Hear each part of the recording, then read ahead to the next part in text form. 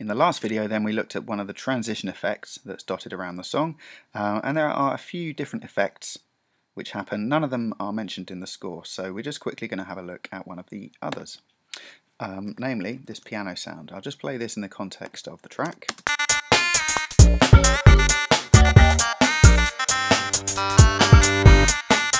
So we have this kind of reversed piano sound, and again this is a transition effect. It comes in I think 5 times through the song. 1, 2, 3, 4, 5, and each one of those is in the bar leading into a new section. So the first one happens at bar 20 and leads us in to this second half of the verse at 21. Then again we have another one here at bar 36 which leads us into this hook section. Okay, 44 coming into the verse, and again at 52, and then one more at bar 68 coming into this hook section towards the end. Now the way to create this effect is here I've just got an empty instrument track, so I'm going to put a sampler into there, the EXS24 sampler in mono, and I'm going to load in one of the factory piano sounds. I'm going to go with this Steinway piano. It doesn't particularly matter if you use one of the other ones because it's just a backgroundy effect. That will do. Now the note you want is a G.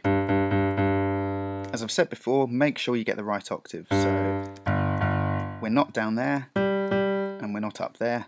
We're in the first octave and playing the G. So all I'm going to do is at bar 20 I'm going to record in one note that is a bar long. There's bar 20.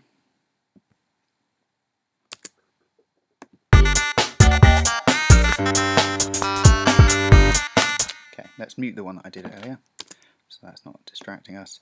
Okay, so here is my piano note.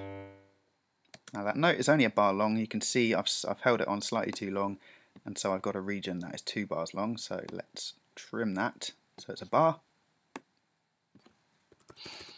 So you want a region, starts at bar 20 and is exactly a bar long, and let's just tidy up the beginning of that note as well. There we go.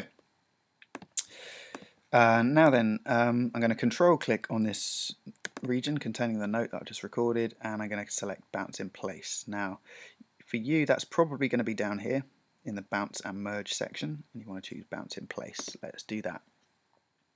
In this box that opens, make sure you've got audio tail switched off. Normalize, either have that off or on overload protection only, and that should be it. So we're making a new track, we're muting the original note, and let's hit OK. So what that's done is to bounce down my MIDI note into an audio file. So if you double click on your new region, you should see this waveform. Now up here in the functions menu we're going to select reverse. And you can see the effect that that's had on the waveform. Now if we play that back, we get that, which is what we want. So let's copy that reversed piano note to the other places it needs to go. So bar 36, 44, 52, and last one at bar 68. Now the only other thing I'm going to do here is if I click on the track header, that will select all of these regions, and I'm just going to move them half a beat to the right. So click, so it says move regions, drag to bar 20, beat 1 and 3rd division, just there. The reason I'm doing that is because this note kind of hangs over the downbeat, hangs over the beat 1 ever so slightly. So if I just play this with some drums.